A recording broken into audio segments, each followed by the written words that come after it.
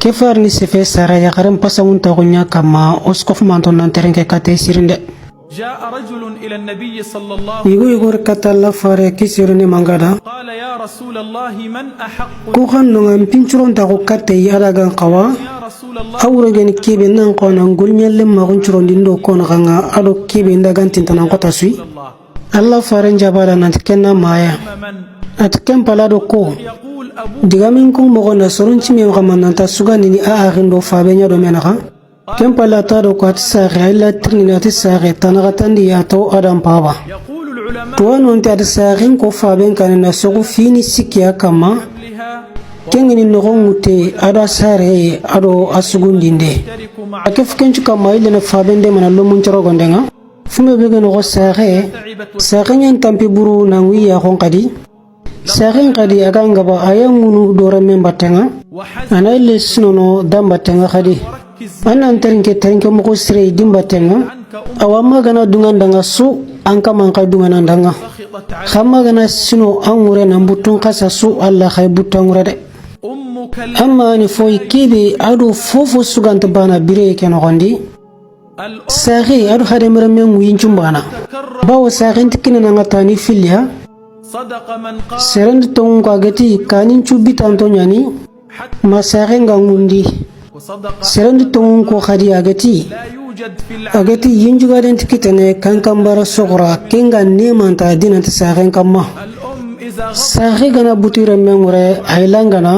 لكن khaganta antum mulla sire suna amina laga bawni langande ke migration do menga اسمع وركز معي ntarinka terinke mo sire ankin bega anyake nyawalla amma kane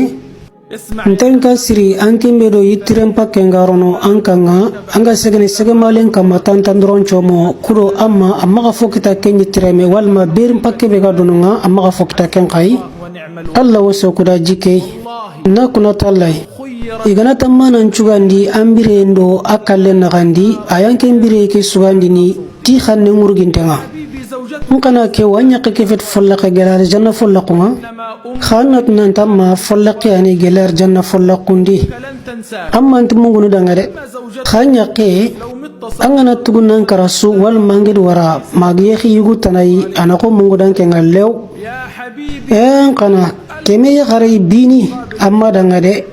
سمعت ol seren kibare mugo nantagi makata kota su iya kendanga الله يدي Allah ganan kitum pillu kutubakanga nanya kon pilli khafinkindi أنا لا wallahi ngema sima bara nanti seren sakono nimaka iya kendanga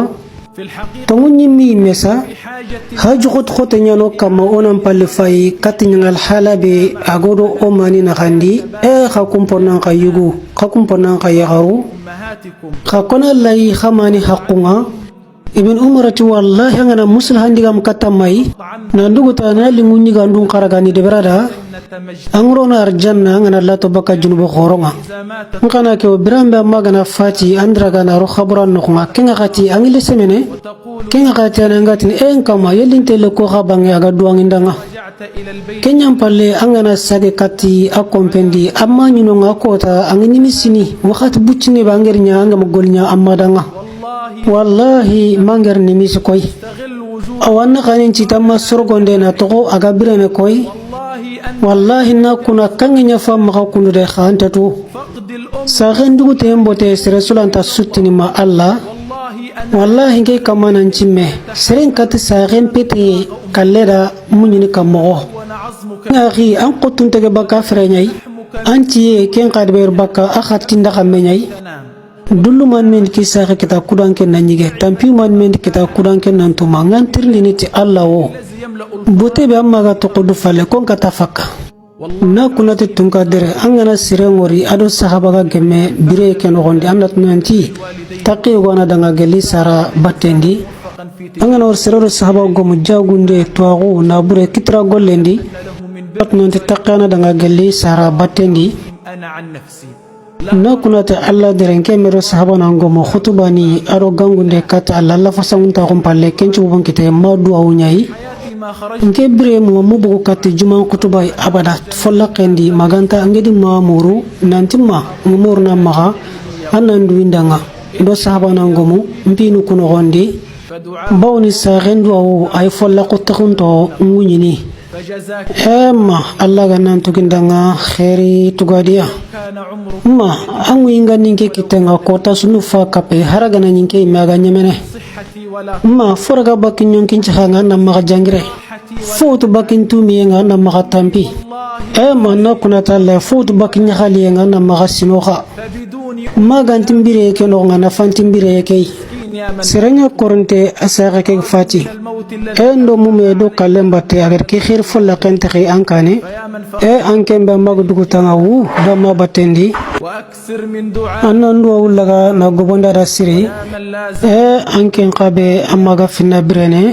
قدمي annan dira tambi kumure arjanna kitene no nyai يوم bawni ko tayirni antaka ke sekhe walla يقول أحد السلف serfono kuyogo bani sefo danga sarabaten kama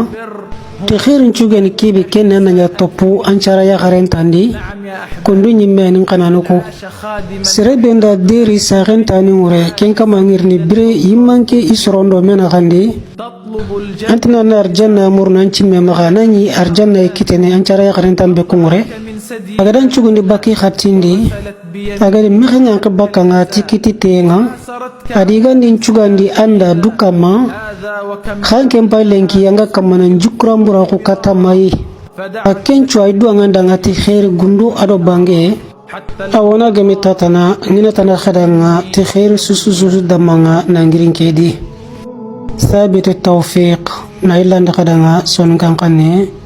umoriya ya tambadu